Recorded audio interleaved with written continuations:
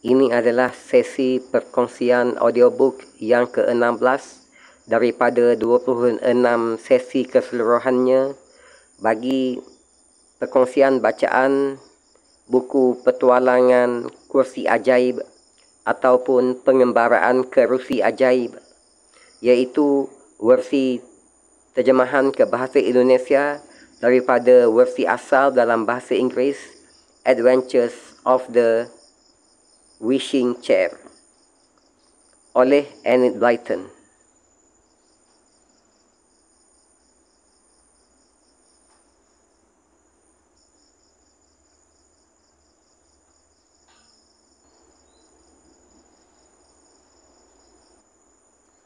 Petualangan Kursi Ajaib oleh Enid Blyton. Ilustrasi oleh Georgina Hargreaves. Versi terjemahan ke bahasa Indonesia daripada buku asal dalam bahasa Inggeris, Adventures of the Wishing Chair, copyright as to the text by Darrell Waters Limited 1937, first published by George Newnes Limited London 1937, copyright illustrations Deans International Publishing 1984. Alih bahasa ke bahasa Indonesia oleh Widya Kirana. Penerbit PT Gramedia Jakarta 1986. Petualangan pertama, toko barang antik yang aneh. Petualangan kedua, Istana Raksasa. Petualangan ketiga, orang-orang kerdil yang jahil. Petualangan keempat, Ho-Ho si tukang sihir. Petualangan kelima, Cinki hilang. Petualangan keenam, Negeri Mimpi. Petualangan ketujuh, Kursi menghilang. Petualangan ke-8, si kumis hilang. Petualangan ke-9, Kiri-kiri si nenek sihir. Petualangan ke-10, Pulau Gaib. Petualangan ke-11, Pesta Tukang Sulap. Petualangan ke-12, Kursi Ajaib Bertingkah. Petualangan ke-13, Si Kuping Lancip. Petualangan ke-14, Rumah Putar. Petualangan ke-15, Nenek Snipit. Dan seterusnya, mari sama-sama kita ikuti keseruan pengembaraan Peter, Molly, Cinki dan kerusi ajaib dalam petualangan yang ke-16, Thomas yang konyol. Thomas yang konyol. Peter dan Molly merasa kesal. Kemarin ibu berkata bahawa hari ini akan datang tukang cat untuk mengecat gudang dan membetulkan jendelanya. Jadi mereka tak mungkin bermain di sana selama seminggu. Menjengkelkan. Gudang atau tempat mereka bermain itu dibangun di pojok kebun belakang. Tak seorang pun suka ke sana, kecuali anak-anak. Jadi tempat itu cukup aman untuk Cinki. Untung sekarang musim panas, Cinki. Jadi kau dapat tinggal di kebun, kata Molly. Kalian tak usah mengkhawatirkan aku, kata Cinki. Aku punya tempat yang menyenangkan di kaki pohon ek. Yang kupikirkan adalah kursi kita. Di mana kalian akan menyimpannya? Kami akan menyimpannya di loteng. Di sana ada kamar kecil yang baru saja selesai dicat. Jadi takkan ada yang masuk ke sana. Ia akan aman di sana.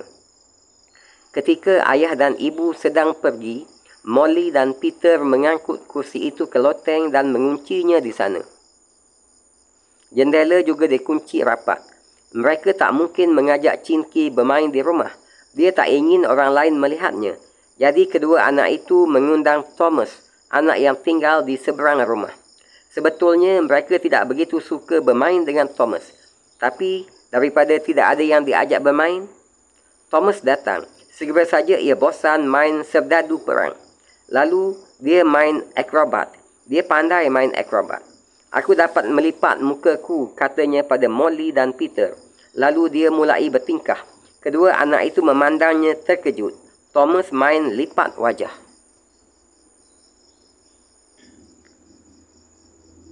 Kata ibu, jika kau melipat wajahmu dan tiba-tiba angin berganti, maka wajahmu tak bisa balik lagi, kata Molly. Jangan Thomas, hentikan. Tapi Thomas tak mau. Hidungnya nyengir.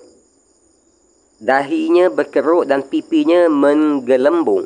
Dan pada saat itu angin berganti. Kasihan si Thomas. Wajahnya tak bisa balik lagi. Dicobanya berkali-kali tapi gagal. Mengerikan. Apa yang dapat dilakukannya sekarang? Oh, Thomas, angin berganti.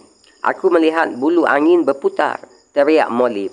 Sudah kukatakan, kamu memang konyol. Dia tak bisa pulang dengan wajah begitu, kata Peter. Coba kita cuci mukanya dengan handuk hangat, dengan tuala hangat. Jadi mereka mencuci muka Thomas dengan handuk hangat. Tapi tetap tak bisa, mukanya tetap terlipat.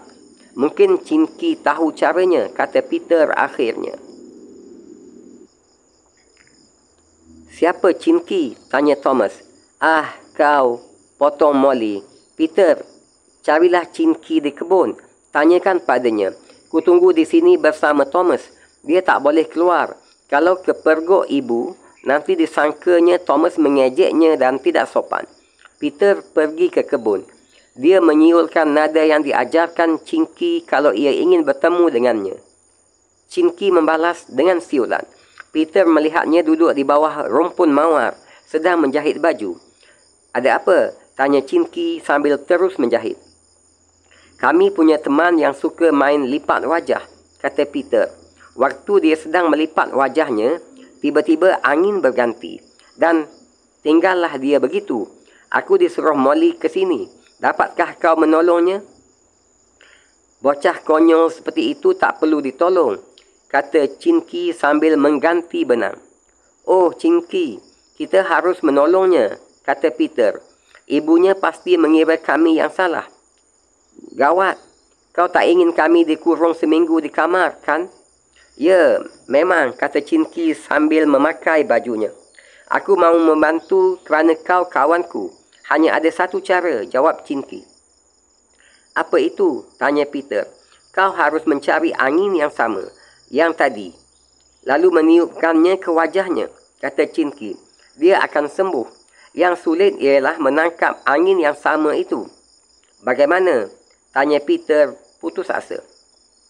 Sebaiknya kita pergi naik kursi ajaib ke rumah jin angin. Dia tahu segala jenis angin, kata Chinky. Tadi kulihat si kursi mengintip dari jendela. Rupanya dia sudah bosan terkurung di loteng. Terima kasih, Chinky, kata Peter. Dia pergi mendapatkan Molly dan membisikkan apa yang dikatakan Chinky. Ya, kata Molly. Mungkin kursi ajaib sudah bersayap lagi. Sepanjang sore, aku mendengar bunyi geluduk dari dalam loteng. Seperti ada yang menyepak-nyepak pintunya. Ah, aku tidak mendengar apa-apa, tukas Peter. Kamu selalu begitu. Tidak memperhatikan. Kukira dia sudah bosan dikurung, kata Molly agak kesal. Sebaiknya kulihat saja, kata Peter. Secepat kilat, Peter berlari ke loteng. Dia melompati dua anak tangga sekaligus. Benar juga. Dari dalam loteng terdengar bunyi geludag-geludug. Pintu bergetar disepak-sepak dari dalam. Begitu pintu berhasil dibuka oleh Peter, nampak si kursi ajaib mengepak-ngepakkan sayapnya. Siap terbang. Untung Peter masih sempat meraih tangan kursi sebelum si kursi ajaib melesat keluar. Tunggu, teriaknya. Tapi kursi ajaib tak mahu menunggu. Dia malahan menerjang Peter dan dengan tangkas Peter melompat naik.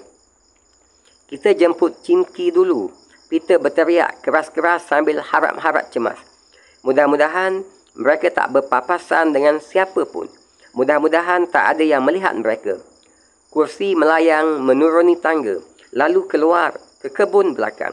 Dia meluncur ke semak mawar tempat Chinky duduk menjahit.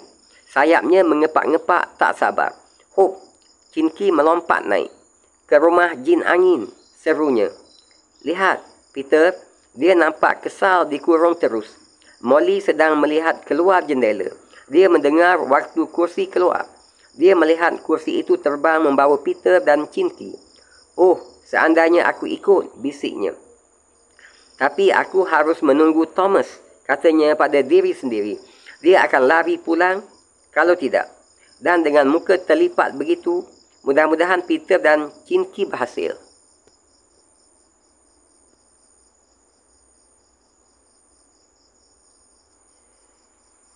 Sampai ketemu lagi dalam petualangan selanjutnya, iaitu petualangan yang ke-17, Jin Angin. Petualangan yang ke-17, Jin Angin. Sampai ketemu lagi. Terima kasih.